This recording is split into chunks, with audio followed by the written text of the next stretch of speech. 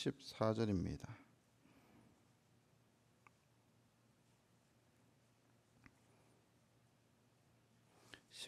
요한복음 16장 7절에서 14절 말씀 다 함께 읽겠습니다. 그러나 내가 너희에게 실상을 말하노니 내가 떠나가는 것이 너희에게 유익이라. 내가 떠나가지 아니하면 보혜사가 너희에게로 오시지 아니할 것이요 가면 내가 그를 너희에게로 보내리니 그가 와서 죄에 대하여 의에 대하여 심판에 대하여 세상을 책망하시리라. 죄에 대하여라 함은 그들이 나를 믿지 아니하며 의에 대하여라 함은 내가 아버지께로 가니 너희가 다시 나를 보지 못함이요 심판에 대하여라 함은 이 세상 임금이 심판을 받았음이라. 내가 아직도 너희에게 이를 것이 많으나 지금은 너희가 감당하지 못하리라. 그러나 진리의 성령이 오시면 그가 너희를 모든 진리 가운데로 인도하시리니 그가 스스로 말하지 않고 오직 들은 것을 말하며 장래 일을 너희에게 알리시리라. 그가 내 영광을 나타내리니 내 것을 가지고 너희에게 알리시겠음이라. 아멘.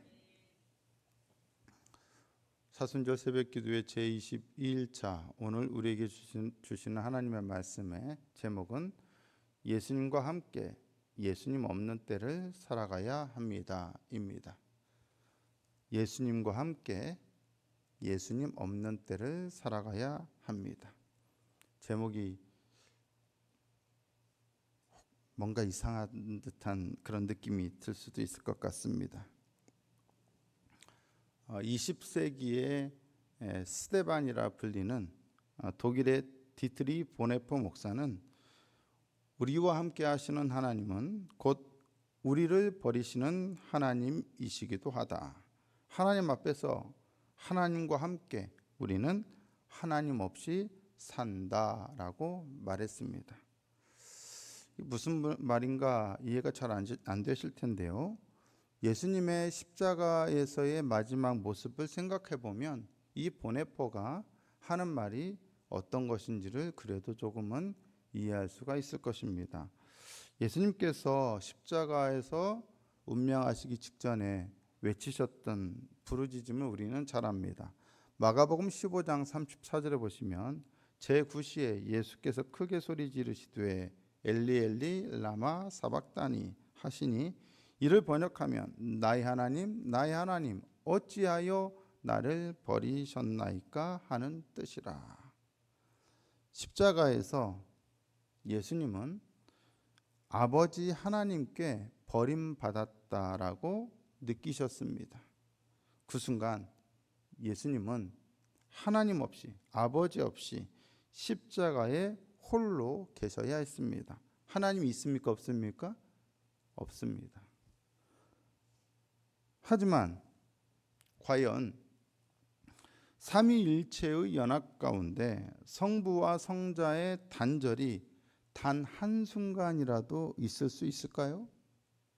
신비하지만 분명 십자가에서 하나님 없이 계셨던 그 순간조차도 예수님은 하나님과 함께 하셨다고 결론 내리지 않을 수 없습니다.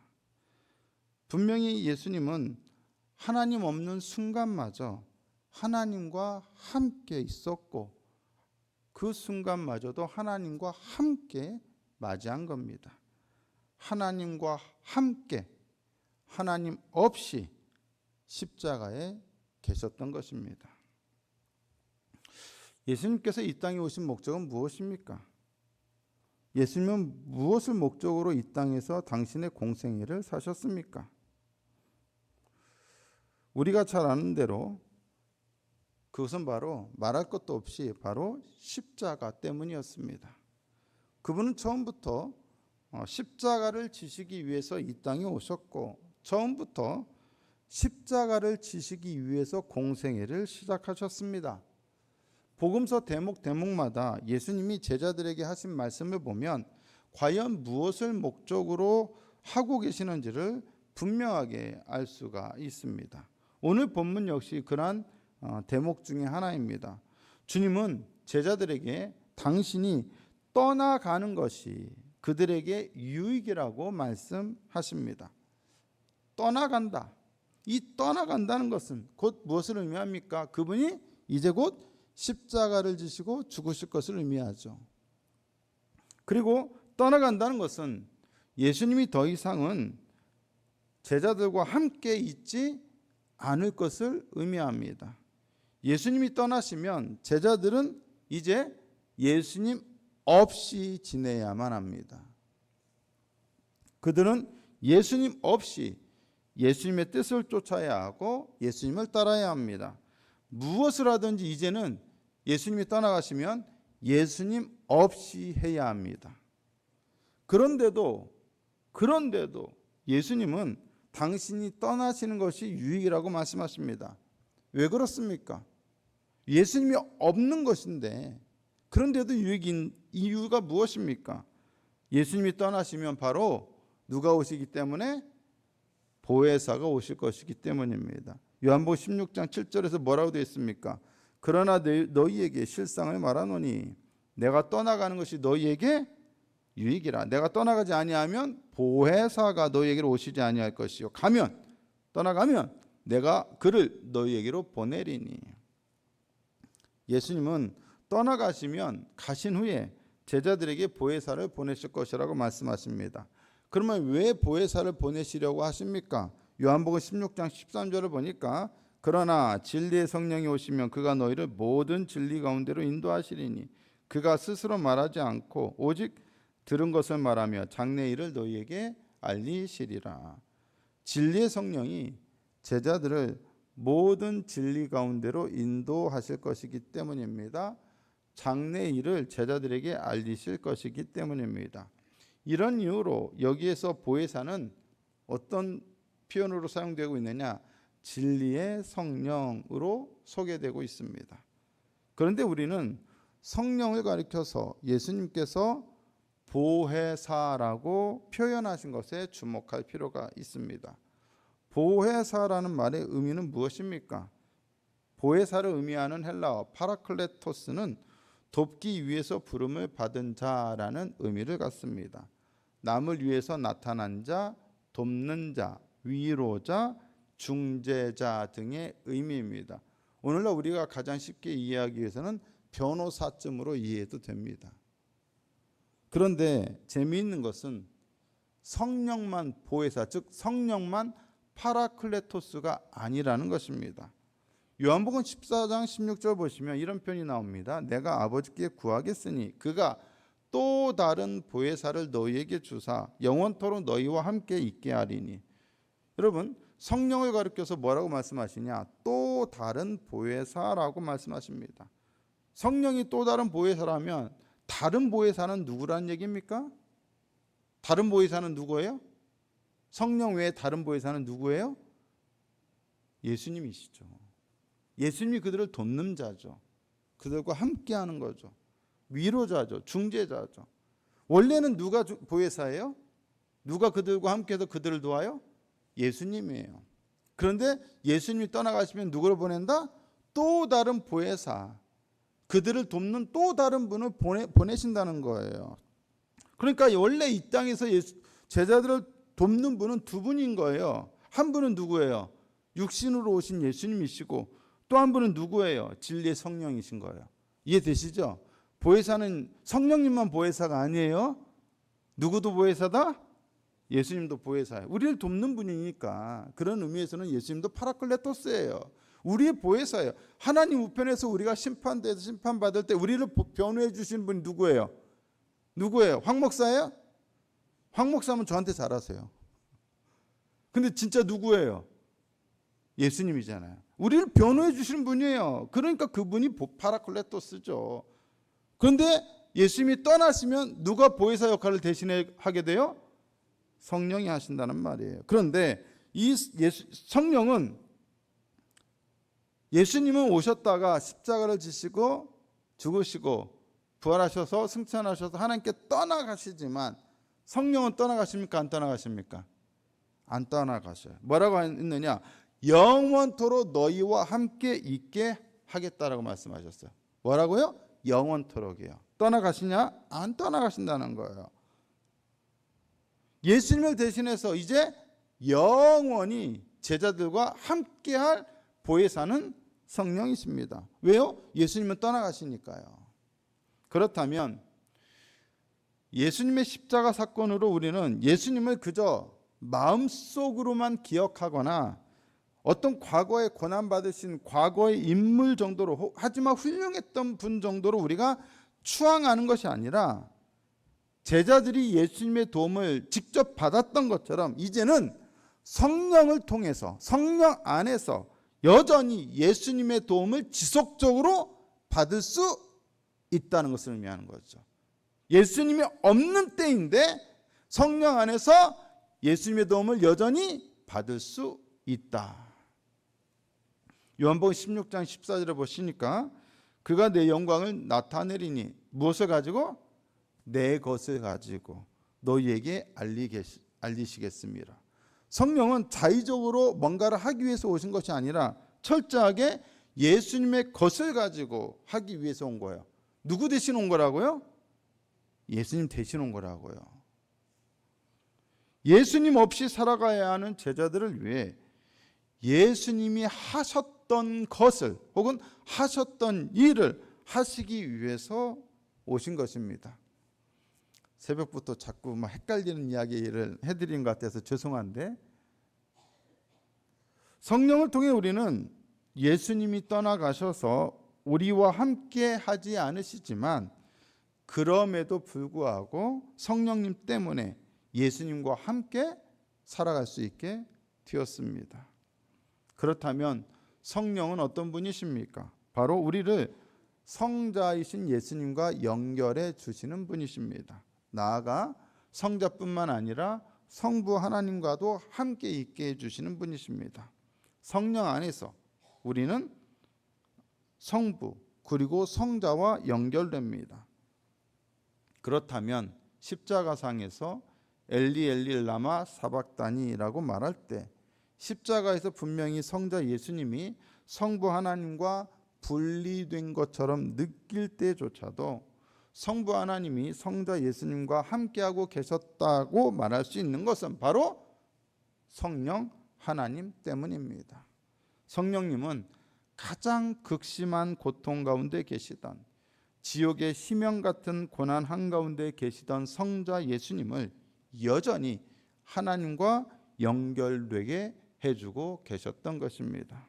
때문에 십자가에서 예수님은 하나님 없이 하나님과 함께 계실 수가 있었습니다. 다르게 말하면 하나님과 함께 하나님 없는 때를 맞이할 수 있었다는 얘기입니다. 모든 것은 삼위일체 안에서 이루어진 놀랍고 신비한 일입니다. 십자가는 분명히 모든 그리스도인들에게 믿음으로 볼 때 속죄와 구원의 상징입니다. 하지만 기독교 신앙과 별개로 볼 때 십자가는 사실 인간이 당할 수 있는 가장 극심한 저주이자 고통입니다. 십자가는 결코 상상하고 싶지 않은 끔찍한 지옥입니다. 살아있는 인간이 경험할 수 있는 최악의 지옥이 바로 십자가형입니다. 그런데 예수님은 바로 그 십자가에서, 그 고통과 고난에서 하나님 없이 하나님과 함께하고 계셨습니다. 그것이 오늘 우리들에게 의미하는 바는 무엇입니까? 우리도 때때로 극심한 고난과 고통을 겪을 때 예수님처럼 하나님 왜 나를 버리셨습니까? 라고 몸서리치게 외치고 싶은 때가 있습니다. 너무 괴로울 때, 그럴 때가 있습니다. 왜 나를 버리십니까? 왜 저와 함께 하지 않으십니까? 왜 저를 고난 가운데 그냥 두십니까? 도대체 어디 계십니까? 완전히 하나님께 버림받은 것처럼 느낄 만큼 처절하고 절박하게 느끼는 고난의 때가 누구에게나 한 번쯤은 다 있습니다. 그때 우리는 하나님이 우리와 함께 하지 않는다고, 이 고통의 순간 하나님은 없다라고 느끼게 됩니다. 예수님도 그러셨던 것처럼. 하지만 하나님이 없다고 느끼는 바로 그 순간조차도 사실 하나님은 우리와 함께 하십니다. 바로 누구를 통해? 누구를 통해? 성령을 통해. 성령은 결코 한순간도 우리를 떠나지 않으십니다. 영원토록 우리와 함께 하신다는 의미가 바로 그것을 의미합니다. 단 한순간도 성령은 우리를 떠나시지 않습니다. 성령을 통해 우리는 예수님 없는 때에도 여전히 예수님과 함께하고 있습니다. 마찬가지로 우리는 가장 극심한 고통의 순간, 예수님이 도무지 우리와 함께 하시지 않는 것처럼 느껴지는 그 순간에도 여전히 예수님과 함께하고 있습니다. 성령이 우리의 보혜사가 되심으로써. 고난은 결코 하나님이 우리를 버리시거나 우리와 함께 하지 않으신다는 증거가 될 수 없습니다. 분명한 것은 믿는 사람일지라도 누구나 고난을 당할 수 있다는 것입니다. 고난 자체가 하나님의 부재를 확증하는 것은 아닙니다. 진정한 하나님의 부재는 고난이 아니라 무엇일까요? 진정한 하나님의 부재는 우리가 당하는 고난이 아니라 바로 성령이 떠나시는 것입니다. 시편 51편 11절에 다윗은 밧세바와의 범죄 후에 회개하면서 하나님 앞에 이렇게 기도합니다. 나를 주 앞에서 쫓아내지 마시며 주의 성령을 내게서 거두지 마소서. 주의 성령을 거두는 순간 그게 바로 하나님이 나를 떠나시는 겁니다. 나를 쫓아내는 겁니다. 똑같이 하나님 앞에서 범죄했지만 다윗과 사울의 가장 큰 차이는 무엇입니까? 사울만 나쁜 짓 했습니까? 다윗은 더 나쁜 짓 했습니다. 자기의 충직한 부하의 아내와 부인과 간음했고요. 그 간음죄를 덮기 위해서 어떻게 했습니까? 그 충직한 우리아 장군을 죽였습니다. 살인죄까지 저질렀습니다. 죄로 따지자면 누가 더 나쁩니까? 사울은 불순종했어요. 다 죽이라고 했는데 안 죽였어요. 하나님께 제사 드리려고요. 그래서 아꼈습니다. 불순종했어요. 하나님 앞에 제사 드린 것을 하면 안 되는데 본인이, 사무엘이 안 오니까 본인이 제사 드렸어요. 불순종했어요. 여러분, 인간적으로 뭐가 더 나빠요? 간음죄와 살인죄까지 더해진 다윗의 죄가 더 나빠요? 아니면 좀 말 좀 안 듣는 게 더 나빠요? 뭐가 더 나빠요? 인간적으로는 분명히 죄의 질로 보면 누가 더 나쁜 짓을 저질렀어요? 솔직히 다윗 아닙니까? 우리가 다윗을 하도 이상적인 인물로 보니까 다윗은 뭐 아무 죄를 안 지은 것처럼 착각하기 쉽지만 죄의 질로 보면 더 나쁜 죄예요. 세상이 형사법을 따지면 누가 더 큰 엄벌을 받겠습니까? 당연히 다윗이에요. 그런데도 이렇게 큰 죄를 지었는데도 다윗과 사울의 가장 큰 차이는 뭐예요? 사울에게서는 하나님의 영이 떠나가시고 다윗에게서는 하나님의 영이 결코 한 번도 떠나신 적이 없다는 거예요. 그렇게 범죄했는데도 왜 회개했잖아요. 하나님의 영이 거두어지자 사울에게는 이제 뭐가 역사예요? 악령이 역사예요. 그리고 결국 파멸로 갈 수밖에 없었어요. 하지만 고난은 있었지만 다윗에게는 하나님께서 성령을 거두시지 않으셨어요. 떠나시지만 않는다면, 성령이 떠나시지만 않는다면 여전히 많은 고통과 고난 가운데서도 우리는 예수님이 우리와 함께 하신다는 것을 믿을 수 있습니다. 그것에 대한 구체적인 신뢰는 바로 데살로니가 교회입니다. 데살로니가전서 1장 6절에 또 너희는 많은 환난 가운데서 성령의 기쁨으로 말씀을 받아 우리와 주를 본받은 자가 되었으니, 환난이 있고 고난이 있고 그것이 하나님이 우리와 함께하지 않는다는 증거라고 한다면 어떻게 이 많은 환난 가운데서 데살로니가 교회는 성령의 기쁨으로 말씀을 받을 수 있습니까? 환난과 고난은 하나님이 우리와 함께하지 않는다는 것에 대한 증거가 결코 될 수 없습니다, 여러분. 그건 우리의 느낌일 뿐입니다. 내가 그렇게 느낄 뿐이고 진짜 하나님이 나를 떠나신 게 아니라는 거야. 진짜 하나님이 나를 떠날 때는 뭐다? 성령이 거두어질 때다. 성령으로 인해 예수님의 부재 속에서도 우리는 그분의 임재를 얼마든지 느낄 수 있습니다. 고난 속에서 우리는 하나님의 은총을 깨달을 때가 있습니다. 고난을 통해 우리는 하나님의 뜻을 깨닫게 될 때가 많습니다. 시편 119편 71절에 고난당한 것이 내게 유익이라. 이로 말미암아 내가 주의 율례들을 배우게 되었나이다. 고난당한 것이 내게 유익이라고 말할 수 있는 이유는 무엇입니까? 고난의 때에도 예수님이 나와 함께 하셨기 때문입니다. 사순절을 보내면서 우리는 예수님이 십자가 위에서 하나님 없이 하나님과 함께하고 계셨음을 묵상해야 합니다. 하나님께 버림받는 십자가의 저주와 고난이 결코 예수님을 하나님과 분리시킬 수 없음을 묵상해야 합니다. 그리고 그것은 예수님을 믿고 따르는 우리들에게도 동일하게 적용되어야 합니다. 아무리 힘들고 고통스러운 때를 맞더라도, 즉 예수님 없는 때를 경험하게 되더라도 우리는 예수님이 우리와 함께 하심을 굳게 믿어야 합니다. 이러한 확신과 믿음으로 우리는 예수님과 함께 예수님 없는 때를 살아가야 한다는 것입니다. 아멘이십니까? 제가 늘 몇 번이고 제가 강조해서 반복해서 말씀드렸던 예화지만 다시 한번 말씀드립니다. 어떤 사람이 죽은 다음에 천국에 갔는데 자기 인생을 돌아보니까 해변가에 발자국처럼 발자국이 찍혀 있더라는 거죠. 그런데 발자국이 4개가 찍혀 있어요. 2개는 자기 거, 2개는 예수님 거. 그런데 쭉 보니까 어느 순간 발자국이 2개만 남아 있어요. 보니까 그때가 내 인생 가운데 가장 힘든 시기였던 거죠. 아니, 내내 주님이 동행하시다가 왜 이때는 어디 가셨지 하고 예수님께 가서 따져 묻습니다. 주님, 다른 때는 내내 저와 동행하시다가 왜 제가 가장 힘들 때 주님은 정작 그때 어디 가셨습니까? 그랬더니 예수님 뭐라고 하셔요? 얘야, 자세히 봐라. 저 발자국은 네게 아니라 내 거였다. 내 거다. 그때 내가 너를 업고 걸었느니라.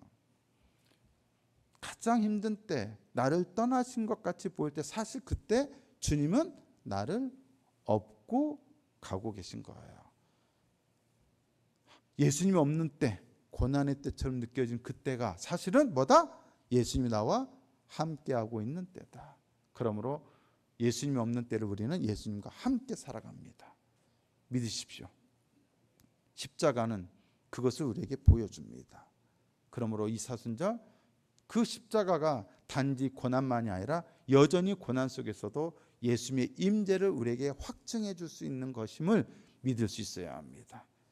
사순절은 그러한 은혜가 우리에게 있습니다. 그리고 끝까지 어떤 고난 속에서도 절망하지 말라라고 우리에게 말씀하시는 하나님의 은혜의 메시지이기도 합니다. 다시 한번 강조합니다. 예수님과 함께 예수님 없는 때를 우리 모두는 살아가야 합니다. 믿음으로 성령 안에서 기도합니다. 좋으신 하나님, 주신 말씀 기억하여 인생의 고난 때마다 고비 때마다 이 말씀을 기억하고 십자가를 바라보며 예수님조차도 십자가상에서 하나님 없이 하나님과 함께할 수밖에 없었던 것을 기억하며 우리 인생도 그럴 수밖에 없음을 기억하며 성령을 의지하며 끝까지 믿음으로 나아가 고난도 이기고 하나님께 영광 돌릴 수 있는 모든 하늘의 교회 성도들이 되게 해 주시옵소서. 예수님의 이름으로 기도드리옵나이다. 아멘. 하늘에 계신 우리 아버지